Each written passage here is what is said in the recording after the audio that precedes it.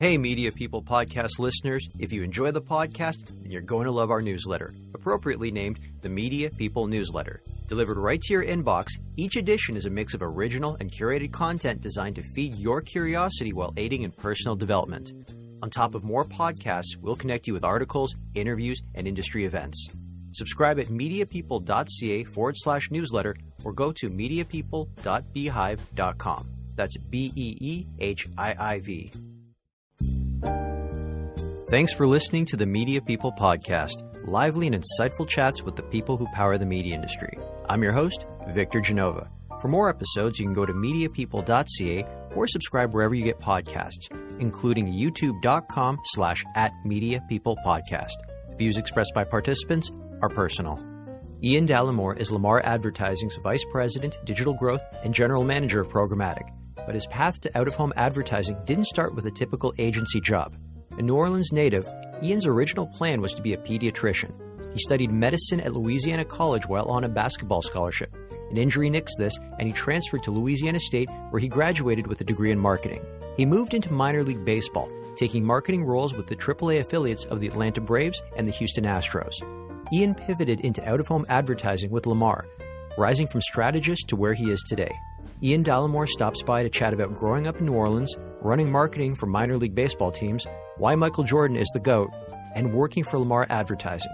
And be sure to check out Ian's podcast, the Digital and Dirt Podcast, featuring conversations with inspiring and influential thought leaders from the advertising world.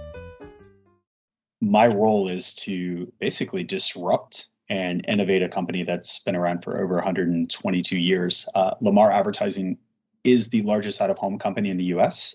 Again, founded in 1902, mainly roadside billboards with about 300,000 billboards, over 5,000 digitals, and then over 30 airports and a handful of other transit assets. But yeah, it's a phenomenal company that is, even though publicly traded, is still run like a family, like it was in the very beginning. So as the VP of digital growth, part of my job is to handle the programmatic aspect of our business.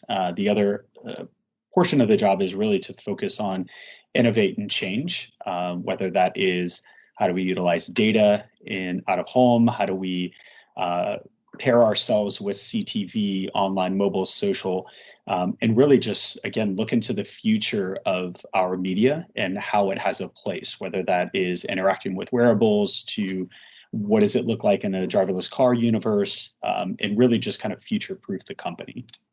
Ian, I'm really glad we were able to do this. I know we've been planning on doing it for a while, but we missed a couple dates on it. And I'm excited because this is a cross-border recording. So let's go back to the beginning. Where are you from? Yes, originally from New Orleans, Louisiana. As we were just kind of jokingly talking about Mardi Gras coming up in a couple of weeks here. But yeah, it's a beautiful city to be from. People talk about New York being the place that has food and culture. I would argue that New Orleans is by far more culturally diverse in food and music and just fun. Give us some insight into what life was like growing up in New Orleans, just because, like you've said, a lot of people know the area from Mardi Gras, but you've also suggested, too, there's a hell of a lot more to it than just that event. Yeah, it's, growing up, amazing. Mom and dad both worked very hard. My mom's from San Antonio. My father's a New Orleans native. So really ingest a lot of what music is. My father loved music. He was a photographer. But just fully embracing just that is New Orleans. It's hard to explain unless you've been here. But everyone, growing up had two brothers that we were very active, very sports-driven kids, but also had a desire for culture and music and photography. So I was very blessed in having a very unique childhood compared to most. My real quick story is, growing up, my mom was Southern Baptist. My dad was Catholic, so he didn't always go to mass, but we would go to our Southern Baptist church and listen to the pastor and then come home and throw our church clothes off. And my dad was listening to like Led Zeppelin and others in the garage. So, got the full context of both church and music. Yes. Gospel and Jimmy Page right there for you. Yes, sir. What were your hobbies or interests growing up? You already mentioned sports, but is there anything more to it than that, or which sports? baseball was my sport. Played since I was very little. Picked up playing basketball over time, but yeah, very blessed. Me and my best friend Jeff Gordon, haven't seen him in years, but him and I both played second and short from the time we were 8 up until high school. So baseball was a big part. Basketball was a big part. My brother is actually a college basketball coach, so always trying to emulate him and learn from him. But yeah, I would say baseball and everything that I learned from that sport really kind of set me up in the role that I am today, which sounds kind of silly that a sport would help you become, a VP within a company. But that was kind of my passion every day. Always had a baseball in my hand and a glove. Funny that you bring that up because that's the way it is in sales. You kind of have to help your peers, but at the same time, you're competing with them too. I like to call it co-opetition. It's one of those things where baseball is that sport where there's so many different options based on where the ball is hit, based on, who's up to bat, based on who's on base. So it really kind of helps you think about multiple ways on how to react to things and how to, make decisions. And then most importantly, just being held accountable and being a strong teammate. And I think that truly helps you kind of evolve your position in the workplace. Okay, so who was your NBA team, or which NBA team did you support growing up? Because the Jazz left New Orleans to go to Utah. Did you follow them there, or? Yeah, a little bit before my time, but yeah, I mean, Pistol Pete Maravich was the legend that went to LSU, one of the greatest basketball players before his time. Growing up, I was honestly more of a college basketball guy, more probably due to what you watched on TV. So I was a big Duke basketball fan. Coach K, followed every one of his books that he's written, the journeys that he's been through. But again, the baseball side of it, it's unique in New Orleans because there was 3 TV channels, and you either were a Braves fan, an Astros fan, or a Cubs fan based off of if you had cable or you didn't. We didn't have cable growing up, so therefore I was by default a Houston Astros fan, and still am today. What about the Pelicans though? When they came to town about 20 years ago or so? Yeah, biggest regret is I didn't buy season tickets courtside because they were super cheap year one. And then again, being a Duke basketball fan, having many of the front office and players on the court being former Duke guys, I love supporting the Pelicans. We bring the kids down a few times a year to watch Pels games, and yeah, I mean they're the ultimate underdog with folks like Zion and others. They're a blast. And again, it's not about the basketball game when you go. It's really about the culture and the music. I mean, you'll see Lil Wayne on the sideline. You'll see Trombone Shorty. You'll see all of these phenomenal musicians and chefs sitting courtside, which is a bit different than a lot of NBA games. Well, they beat my team, the Raptors, the other night. I think it was something like 135 to 105. So, ouch. Yeah, I know you guys. I don't know if you guys are having a good season, but you definitely had a great game that night. Let's take a step back, though, because you mentioned the Houston Astros. Yet Cal Ripken Jr., a lifelong Baltimore Oriole, was one of your influences growing up. So why him? Yeah, I think for me, and it says a lot about my character and who I am. In my office here, I actually have a signed jersey from Cal Ripken, which was a gift from a good friend. For me, it was really about Cal's work ethic. Obviously he's looked at as the Iron Man in baseball, played the most consecutive baseball games ever out of any baseball player. So I think being a second baseman, obviously you kind of look through the league. Ryan Sandberg was the other option, but again, I think it was Cal's work ethic. I thought it was really cool that he had a brother, having a brother that was 13 months younger than me, who was also a baseball player. I thought that was kind of cool. Like, hey, Eric, maybe one day you and I will go play in the MLB like Cal and his brother. And then probably the fact that his dad was so involved in his life, not only as a baseball player, but as a coach. He was the guy, right? Another hero of yours, Michael Jordan. We know he's the greatest of all time, but what attracted you towards him? First off, I love the fact that you acknowledge that, and anyone that ever disputes that needs to actually take a look a little bit deeper into stats. I think by de facto, I'm 44, so at that time, if you weren't a Michael Jordan fan, then you probably just didn't like basketball, or you you like the other side of basketball, which was the Detroit Pistons, which was, the bad boy side of things. It's the story again, and it sounds like I'm kind of an underdog that has a chip on its shoulder, which I do both. But the whole story about him getting cut from his high school team, whether that's true or not, it's still up for debate. But I think what I loved about him, and it really is who I am as a human, and what I love to do with my job and just beyond, is just constantly changing your position and evolving. The nickname my mom gave me when I was little was the future, because I would always second guess everything. So for Michael Jordan, for me on a deeper level, it was really watching someone revolutionize the game of basketball in a time where it was hard fouls, don't drive hard to the lane, especially when you're playing certain teams. And then on top of it, this was the days of the Celtics and the Lakers kind of dominating the NBA. And it kind of became boring until you had this young kid from North Carolina come in that looked really cool with his sneakers that no one ever wore, and he would get fined, and then his short shorts, and then doing things that just defied gravity. It was everything as a kid that I've developed in as, a human today and a grown man. His Netflix documentary, one of the things I found most interesting about it, and you're talking about how he revolutionized the game, but also how he revolutionized things off the court as well. And Phil Jackson had a hand in that too. But I remember there was one episode they were talking about how during halftime players would go out for a smoke. Yes. And they were the ones that kind of had to wake the players up to like, you're not going to play very well if you're smoking, let alone smoking at halftime. How are you going to do the other back half of the game? So it wasn't just that.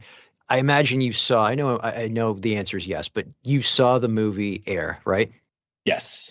I could not believe that was such an enjoyable Michael Jordan movie that barely has Michael Jordan in it. Absolutely. And you already mentioned it too, because one thing he did revolutionize with Nike was the fact that I had no idea something, what was it, 40 or 50% of the shoe had to be white in the NBA? Yep. And if it was more, you fined 5,000, and they were the ones that said, screw it, you're going to wear red and black, and we're going to just pay the fine. Yeah. But I do have to say this about the movie Air, because I'm a huge book reader, and, it's based off of Shoe Dog. Which is a good book. People should read that. Yeah. Yeah, you should read it multiple times. It's actually sitting on my desk, hand out to people often. But, one of the things that Shoe Dog and that journey in Nike is they kind of told half the story about, the why. Also being a sneakerhead, I think it's a really cool backstory, because nobody wanted to wear Nike back then. But again, they created something that really excited Michael Jordan and excited the brand. And again, changed even the way that sponsorships were given. I mean, no one was paying that type of money to an NBA player, let alone at the time they were paying tennis players like Andre Agassi and others. So yeah, definitely read the book and skip the movie if you haven't seen it. I'm a big NASCAR fan, and Michael Jordan started a team with Denny Hamlin a couple of years ago, 2311 Racing. And if you get a chance to watch the NASCAR, it's kind of like Formula One Drive to Survive, a NASCAR version on Netflix. I want to say I'm only 2 episodes in, but it's very heavy on Michael Jordan's team, and I wouldn't say he plays a major role in those 2 episodes, but he pops up quite a bit. And there's one instance where they show the new shop that they're building, and they show just how much influence in the architecture and design Michael Jordan had, and how he's changing things on the fly. Like a lot of influence. It's not like he just parked his money on the team and put his name against it, and they used his brand to gain sponsors. He is very hands-on with that. Yeah, 100%. And if you go even deeper, I'm actually a closet NASCAR fan too. We used to go to 4 races a year, but former UNC player Daughtry has a racing program as well, and he's been on the racing team for quite some time, and he's a Ricky Stenhouse guy. So yeah, it's fun to see these Carolina boys go back to the roots, and that is racing. Reigning Daytona, like Ricky Stenhouse Jr. is your reigning Daytona 500 champion. Might make it. I mean, depending on what happens in a couple of weeks, might be back to back. Love it. Okay, so what was your first job ever? Yeah, so first job ever. Again, work ethic was key, especially on my mom's side. She instilled it in my brother Eric and I early on. There was this place called Celebration Station that had go-karts and had, all these miniature golf and arcades. And it was, growing up in New Orleans, lower middle class at best. I say all the time, my mom was like, hey, if you want to go to Celebration Station, they had a bracelet. I think at the time it was like $10, which was a lot of money back then. And she was like, I'm sorry, we just can't afford to do that. Whether that was the case, or I believe it was more, she was just driving us. My brother and I started this lawn cutting service. I think we had 5 lawns, and we had to borrow our lawnmower. And my dad said, hey, every time you use the lawnmower, you're going to pay me an X fee, and then you're going to clean it up and bring it back. But that really was the infancy of, ownership, and really kind of understanding, like, okay, value, time, money. Is this worth going to buy the $10 bracelet? And at the time, as an 11-year-old, absolutely it was. So yeah, that was the first job, I guess the first official job with that you actually got a check and not knocking on people's doors. Again, being a baseball guy during football season, and at the playground, it was, they had a concession stand. And I was like, well, anybody can serve hot dogs and pour fountain drinks. So very early on, spent a lot of days in the concession stand as well, freezing during football season, selling hot dogs and nacho cheese and all the things that you can get, airheads. But yeah, those were the first 2 early jobs of my life. Do you look back on your lawn cutting service and say, oh my God, I was planting the seeds for a sales career? Because something you didn't touch on is that sales was a big part of that job there. There are a lot of people that could have said to you, Ian, no, you're not going to cut my lawn. I'm going to do it myself. Yeah, for sure. I think, and this is something that I learned from my dad early on. It's really, and it's what I do today. I say I would be a terrible salesperson, but from a storyteller early on, you had to sell the why. You had to sell the why. Why let an 11-year-old come cut your grass, or why allow this person to have the responsibility to cut my grass, or to sit in this concession stand and represent the playground. 100%. I think people don't understand that every day of your life, whether you're actually talking, or the way that you present yourself, or the way you shake someone's hand, you're constantly selling something.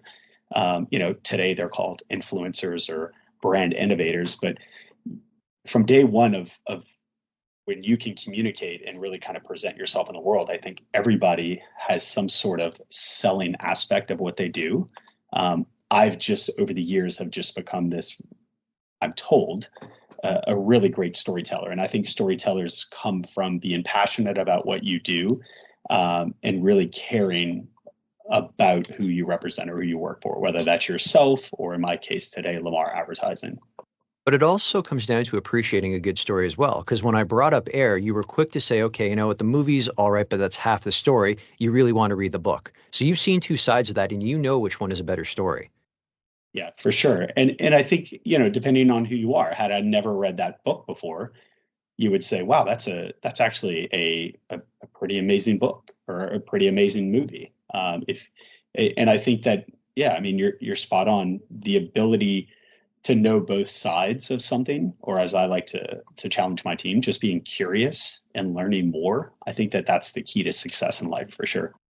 Okay, so let's talk about your university and college career, because if everything had gone as planned originally, I doubt you'd be at Lamar, because you were looking at med school. You wanted to be, was it a pediatrician?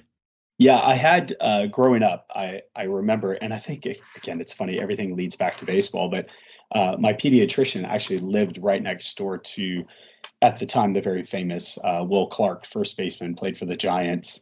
For me, it was, hey, it had nothing to do with the medical side of things. My mom was a big proponent on the medical side, worked in that industry for quite some time. But I was like, I love hanging out with kids, coaching basketball camps, coaching baseball camps, and I really loved what my mom's passion was on the medical side in her career.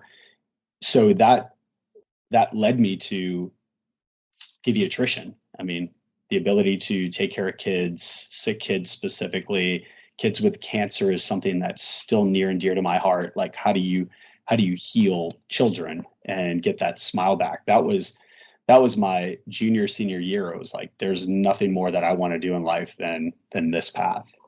Where did the pivot into marketing come from then? Because you didn't just pivot into marketing, you moved to Louisiana State. Yeah, so it was because the side story is that the reason why I ended up at Louisiana College was to play basketball in college. It was a D2 school. It was my easiest path to pay for college and to play a sport that I loved. And again, that nod to my brother who coaches college basketball. It was kind of that accomplishment. Unfortunately, during my time at Louisiana College, tore my ACL, MCL, and all my ligaments. And respectfully to that university, I couldn't, in my right mind, stay in this very, very small town in college where my only reason was to play basketball and to get accepted in a med school. So the pivot happened after my ACL, MCL surgery. Did you take a bit of time to think about what your next move would be? No, I think and that's a great question. I think for me, it was always, I never really wanted to be a pediatrician. I just loved that side of the space. Deep down in my heart, I'd always loved advertising. A unique thing, my brother and I again shared a room. We did this cool thing is every month, because back then you got magazines, and every month when my mom's different magazine subscriptions would come in, my brother and I would cut them out. On top of it, we loved Calvin and Hobbes, which is funny. I purchased all of the comic books now, and they sit at my desk as well. But every month, what we would do is we would find all of these different advertisements in magazines that we loved. We would buy posters, obviously the Jordan, the flight one where his arms are spread out. And what we would do is we would be bill posters. We would hang all throughout our room. It was blanketed with cutouts of Calvin and Hobbes. It was Absolute vodka ads out of magazines. It was Nike ads. It was, Coca-Cola ads. So I always loved the ad side of it. And I always thought it was unique on how something as simple as a magazine ad could really just transform you into this different space, which sounds really bizarre today in the digital world that we live in. But I always loved the ad side of the business, and I always loved that creativity. So really kind of pivoting more to, my dad's side of being a photographer and really kind of storytelling on the image and visual side. So that was really that moment where I was like, okay, we have lost time here. Let's dive straight into what you truly love. And that is creativity, that is advertising, that is marketing. And you continued with that passion after graduation because you started interning with AAA baseball teams. That must have been a blast for you. Yeah, it was, again, always going, and I tell people this all the time, like, work where your passion is, right? So for me, the love of baseball, ever since I was a little kid, playing this sport, excelling at it, the opportunity to intern for a AAA baseball team that was the Astros affiliate, who I was a massive fan of, it was kind of like the dream job.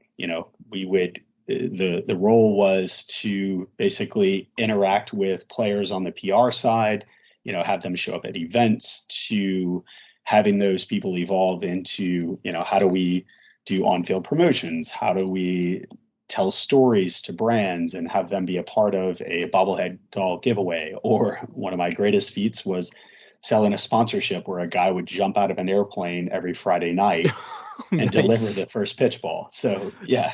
One of my professors in university, he was a sport management professor, but he did his PhD at the University of Massachusetts. He did it at UMass, and he interned and did work at minor league ball teams too. I think it was the South Bend Silverhawks and the Pittsfield Mets. And he had some crazy stories about that too, about trying to come up and brainstorm with the team what the different giveaway or event night should be. And it ranged from everything, like you said, to like crazy bobblehead night to like Star Wars night and so forth. And he said that would bring people in. Like they were really on board with that sort of stuff. Yeah, another great book is Vec as in Rec, and he's actually the son of the very famous.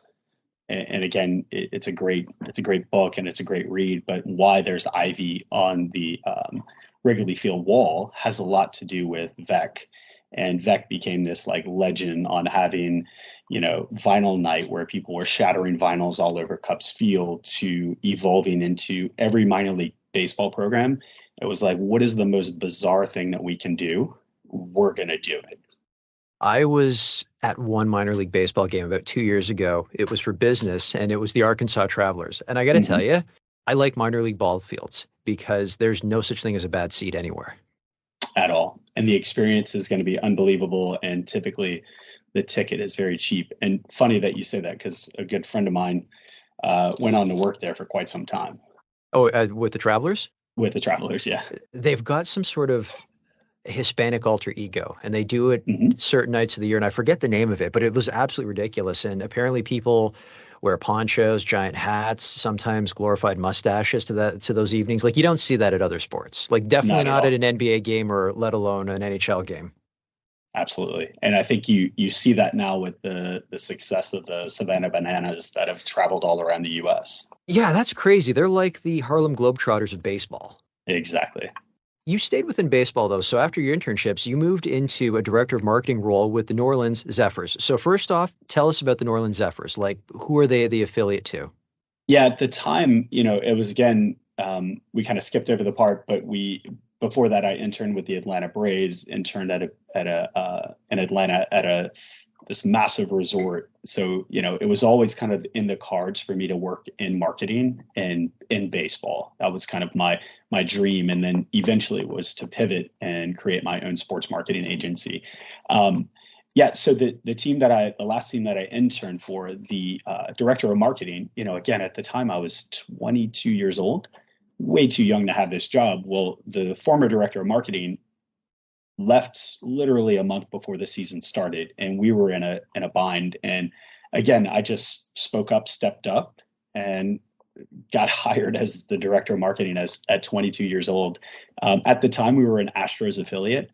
They went on to become a Marlins affiliate, a Mets affiliate, and unfortunately, the team no longer is there. But yeah, that role was even more in depth. Like, okay, Ian, you've done some bizarre things. We did a Christian invasion night where I invited every single Catholic church, every Baptist church, every Christian, every non-denominational church. And we sold out the ballpark on like a Tuesday night where we had like 11,000 people at the ballpark.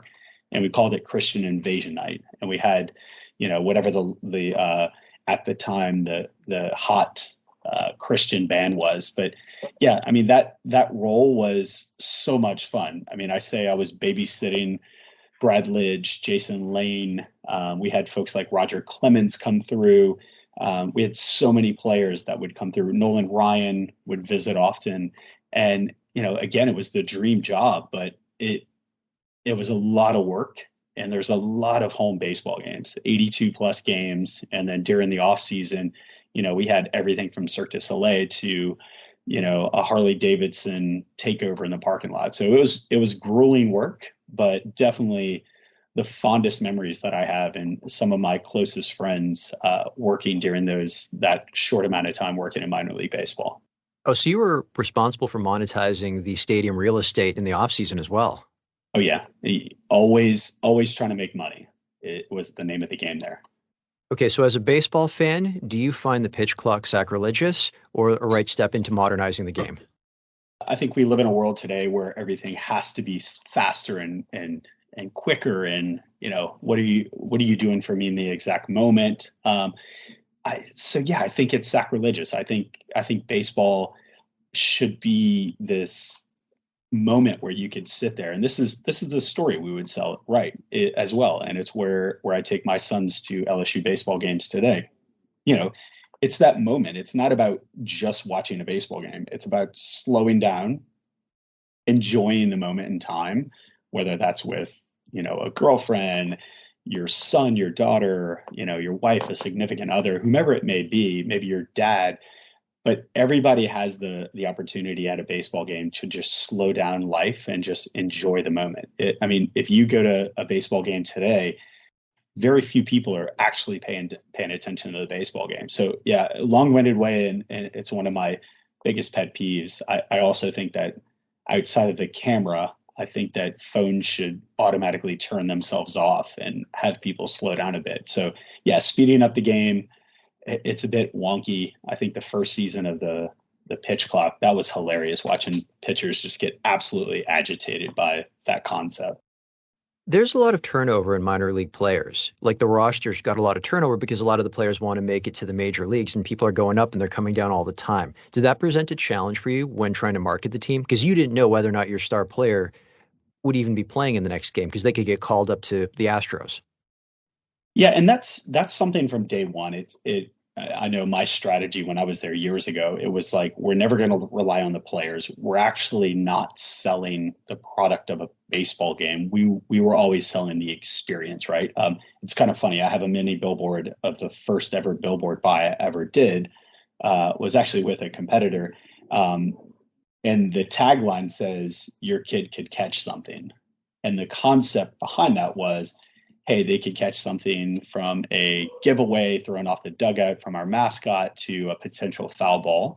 So we never really relied on the players. I think today's day and age with digital, it's a bit different. And again, I'm aging myself. Not that I'm that old, but again, we didn't have Twitter, we didn't have TikTok, we didn't have Instagram. So if we knew last minute that, for example, Roger Clemens was flying in to pitch that night, today it would be a simple tweet. It would be, going back in the locker room and doing a TikTok video, or even buying a digital billboard last minute and say, hey, Roger Clemens is pitching tonight. We didn't have that luxury. It was kind of like newspapers are bought, billboards are bought. We did the radio show this morning. But yeah, it was never about the player. It was always about the experience. But I think that would have changed, and definitely probably does today, on the minor league level compared to the way that they, the NBA, how they're focused on, two key players, matchups each night. We're going to take a quick break. Enjoying this episode? Of course you are, or you wouldn't have made it this far. Complement your listening experience by subscribing to the Media People newsletter at mediapeople.ca/newsletter or at mediapeople.beehive.com. It's a mix of original and curated content designed to feed your curiosity while aiding in personal development. On top of more podcasts, we'll connect you with articles, interviews, and industry events. Subscribe at mediapeople.ca/newsletter or mediapeople.beehive.com. Is it safe to say that love is the reason you left baseball and went to Lamar Advertising? Yeah, I mean, if you look at it as a high level, 100%. The deeper story plot is really my now wife is from Baton Rouge, Louisiana, where our corporate headquarters are at Lamar. And again, baseball not being that far away, but an hour away, it was love, probably for, at the time, my girlfriend, now wife, is the why I moved to Lamar. And Lamar, at the time, I didn't realize it, but it was really out of necessity. Like, okay, my expertise is in advertising, and there were very few options in the capital city of Louisiana. It was either go work at LSU, which I did prior to, and it was really kind of, I'll give a shout out to one of my mentors, our former CMO, Tommy Teeple. I knew his son. I annoyed his son until he had me over to dinner, and I annoyed his dad until he finally said, look, man, I don't have a full-time job, but I can give you an internship. So, I said, perfect, rolled up my sleeves and began working at Lamar almost 19 years ago now. Was there a lot to learn? Because this had to have been your first foray into out-of-home advertising, and you were probably learning all of the metrics for the first time. I had a fairly good grasp on media at the time, especially working in baseball. So, I knew the media landscape. It's funny because I thought, like, okay, I'm coming to work for this big corporate giant, coming from working in baseball where, the most dressed up you got was like a polo and khakis. And I rolled in the first day, Victor, in a suit. And I'll never forget this. Ran into an executive I didn't know it at the time. And he was like, hey, man, don't wear that to the office. Like, we don't wear suits here. So really? That part was fun. But yes, I think for me, it was the holy grail because it was advertising. I was learning through a fire hose of just information. Again, it's a legacy company. So I was learning, who the key players internally were. I was learning how the media worked, how the out-of-home landscape worked. And again, at this time, Lamar had just started exploring large format digital out of home. And we were the first in this space. And I think when I first started, we had around 70 or so digital billboards, and it was very new to everyone in the advertising community. So from that aspect, I was very early on to be able to kind of learn as the industry and the agency side was as well. Tell us about your promotion to Director of Digital Innovation and Sales Strategy. What did that entail, and how did it differ from what you were doing previously with Lamar? Shout out to John Miller, who's our EVP of Sales. He really kind of took me under his wing. I was very passionate about Lamar very early on. Quickly, I fell in love with digital, the digital aspect of our business. And again, like I'd mentioned, it was the very early stages. I worked in a national sales role, but I really wasn't good at selling. Like I always jokingly say, like, I'm great at the storytelling aspect. And then like right before the sale, I'll be like, yeah, so like we should just give this to you because you're an amazing brand. Obviously that doesn't happen. So that promotion was really led more by like technology. It was led by like, okay, who's going to handle the education side of and the evolution of digital billboards from a comms perspective? Who's going to be talking to the national brands and agencies? And I really kind of fell into it and raised my hand. While I was trying to sell the digital billboards, there was a lot of questions. So I had the ability early on to come back to corporate and say like, hey, this is what's confusing the people. How do we innovate this product? So it was really inherently like, well, nobody else is doing this and we've never had anyone. So I think by default, because I was in the room, I kind of landed in that role. When you were introducing digital billboards to the market, because like you said, you were one of the first ones to do that, what were the apprehensions from the clients? Like, were any clients going, we don't know about this because what happens if the billboard breaks or if the power goes out? Because when you think about it, a typical billboard or transit shelter, if it's not electronic, you can't break those. I mean, sure, they can be vandalized, but otherwise they don't break. It's kind of like the debate between a book and a Kindle. An e-reader breaks, you can't read the book, and books in their original format don't break. Yeah, that was less of a concern with the brands and agencies. The bigger concern was really around like, well, I've always owned the billboard. Now you're going to tell me that I'm one of 6 advertisers.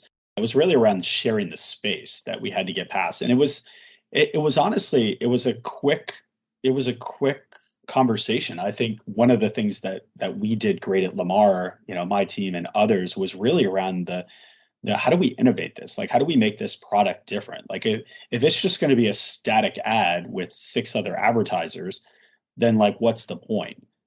So quickly in the early days, we, with our team and what we call the NOC, the Network Operating Center, that's ran by Rachel Carroll and her team, early on, I coupled myself alongside of them to better understand the tech side, but also it was really around like, okay, can we tap in real-time data feeds to trigger weather?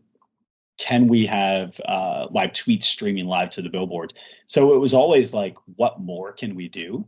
And a lot of that was driven by clients like ESPN that approached us and said like, yeah, we're not really big into out of home in general, and definitely don't want to be a part of that digital product. And being curious, which is again kind of the theme, curious and passionate is kind of the theme of my journey. We said, well, don't you have live scores for your website? And they're like, well, yeah, of course we do. And we're like, well, what if we can ingest that data feed and stream live scores? And they were like, well, can you? And we went back to our NOC and went back and we collaborated, and lo and behold, we ran the first ever live scores. The live Twitter feed is actually pretty funny. The quick story of it is Larry King, who was a prominent TV personality on CNN, had Ashton Kutcher on, and this was the early days of Twitter. And Ashton Kutcher challenged Larry King to see who could race to 1 million followers first, which now is quite comical because I think our nanny has 1 million followers on TikTok and Instagram today. But we said, wait, this is a cool opportunity. So we actually, without telling Ashton Kutcher, we were all in on Team Ashton. So we took 50 or 100 of our digital boards at the time across the US, one of the markets being Atlanta. And through a data feed, we streamed every one of Ashton Kutcher's tweets to the billboard, more as a test. And the ultimate hell yes was when Ashton Kutcher retweeted a picture of his tweet on one of Lamar's billboards at a gas station in Atlanta. And we're like, okay, we're on to something. And now, obviously, we've evolved to where we stream live Instagram feeds, we utilize user generated content for brands. But again, in the early days, it was just really combating that was, well, you can do more with creative and you can be more in the moment, right place, right time with the right message, utilizing data and creativity in one. Tell us about your promotion to Director of Digital Growth. Like, what were your responsibilities now compared to what you were doing in your previous role? Yeah, on the digital growth, and again, it's funny because it was really more just title changes and then just given the authority to make higher decisions. The digital growth promotion really was starting to hone in about 11 years ago. We met with a company called Vistar. They were touting that they could stream digital content and ads based off of data, very similar to programmatic advertising in the online space. And again, being in charge of digital growth and innovation, it was always about test and learn new technology. So for that aspect of it, the focus is, okay, how do we deploy all 5,000 of our digital, or at the time, probably 2,700, how do we deploy these to where they can be purchased based off of data, impression-based buys, audience-based buys? And it was heads down. It was a tech learn. It was, how do we not make the same mistakes that were made on the online space? We obviously didn't want to race to the bottom. We also didn't want to cannibalize existing inventory and clients. But most importantly, how do we go after true digital dollars and brands that really want to target a mom with 2+ kids that is a health conscious consumer that has an affinity towards soccer? That was a space and universe that the out-of-home industry at the time just didn't live in. But again, Lamar being curious, myself and the team and countless others inside of our corporate office here, we were just all in. Like, let's test and learn this. So a big portion of that was, and the role and responsibility, and still is today, is that infancy of programmatic advertising in the out-of-home space. Okay, so let's bring this full circle. How did the promotion to VP and GM come about? Yeah, and again, that was more of okay, we're making huge decisions. At the time, we then integrated in with Place Exchange, our Canadian friends, Hivestack and Broadsign. And, for us and for that role was, okay, now we're making decisions that are going to impact the company. So you need a VP role.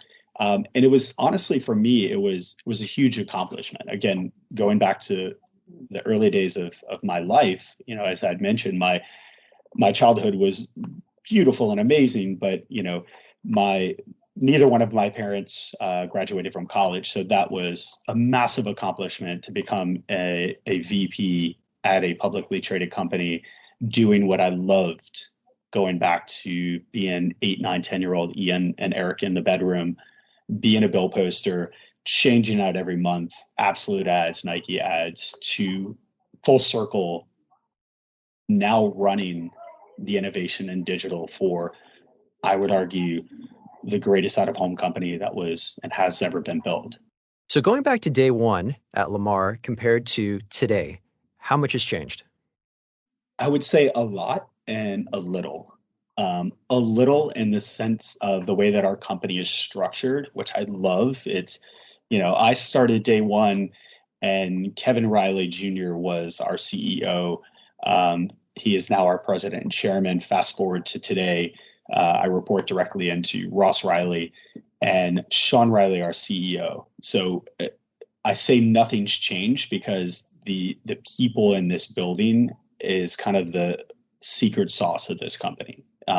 There's been so many people day one, like a Monica Robinson, that introduced me to certain folks and to the evolution of, push yourself beyond measures and you will be rewarded within the organization. So from a people perspective, nothing has really changed. It's people support people in this building. How do we collaborate with each other? It's not about who accomplished what. It's about how did we make Lamar better?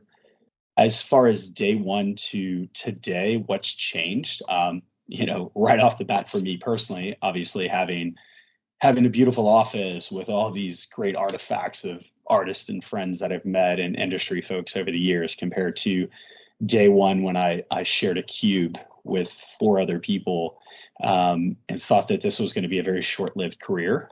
That's obviously changed massively. And then just the industry as a whole. I think the beautiful part about what we do and the stuff that I get to touch in this space, it's a lot of fun, right? Because it's not just about Lamar, but it's about watching the industry as a whole evolve. I mean, if you look back, day one, Lamar had the most roadside digital, and never in your life would you imagine that you would get inside of an Uber and there would be an ad, or you get inside of an elevator and there would be a dynamic ad playing, or you're in a health club. So watching the space evolve, watching a lot of the tech companies that are now passionate about being in this space have evolved. That part has significantly changed compared to day one here. Ian, outside of your work at Lamar, you're also the host of the Digital Dirt podcast. What is the Digital Dirt podcast? How did it come about, and what do you guys talk about on it? I'm very blessed, and it's what I love doing is storytelling. Is throughout my career, I get to keynote, speak on panels, go talk to brands and agency, and just speak in front of large audiences. And what comes with that is obviously the phenomenal people that are not only in the out-of-home and advertising space, but also the brands that interact in our space. So the way that it came about is, COVID hit, and obviously there's no conferences. We're still all trying to scramble and figure out, like, what does a conference look like on Zoom, which most were disasters. And my intern at the time, former employee, we'll give her a shout out, Claire, she came to me and she's like, you've really met a significant amount of people throughout your career. And how great would it be if you could help tell their story and their journey, and then let them share about their thought leadership piece? So something a little bit deeper. So we kind of collaborated. I was like, well, do you think people will listen to it? And, what does the equipment look like? And she's like, let me handle this. You start to put together the lineup, put together the folks that are here. So the overarching premise of the podcast itself, which was birthed years ago, and we're entering now season 6, is really around brands, tech companies, thought leaders in and outside of the space. And, they kind of break the ice, tell a little bit about themselves, some fun facts. We talk deeply about their journey, where they started and where they are today, very similar to the conversation today.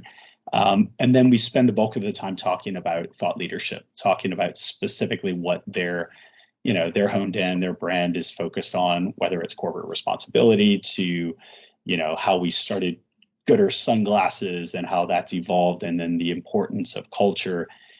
So it's really more than an out-of-home podcast, and it's more around, the human and the person and their journey. So it really kind of helps people may say, like, hey, I'm at that point in my career. Maybe I just need to keep at this a little bit more, or they learn a little bit more about that thought leadership piece. So it's really been a ton of fun. It's something that I enjoy so much, is talking to people and learning more and just being curious about others. And if anyone listening to this wants to listen to the Digital Dirt podcast, how can they go about doing it? Yeah, it's on Spotify, Apple, Pandora, Google, any of the major podcast platforms. You can find it there. Ian, this has been a fantastic chat. You ready for rapid fire questions? Yeah, I love rapid fire questions. The campaign you're most proud of? Yeah, probably the campaign that I'm most proud of was, again, I kind of briefly mentioned Gooder sunglasses. The short of it is, and you can learn more about this about that campaign itself. It's amazing. A good friend of mine, she's the CMO, Kelly Puckett. She came to me and said, like, hey, our pseudo CEO is Carl the Flamingo. You wouldn't happen to have a billboard or a city where you have billboards in named Carl, do you? And lo and behold, there's a Carl, Georgia. There's 16 billboards in that market. And I love it because they literally are 185 people that live in Carl, Georgia. And Gooder took over all 16 billboards. They kind of tongue-in-cheek, some cool ads, some 3D pop-outs, 2D embellishments with spangles. And it said like, hey, Carl, meet Carl, our flamingo. Funny, we have the same name.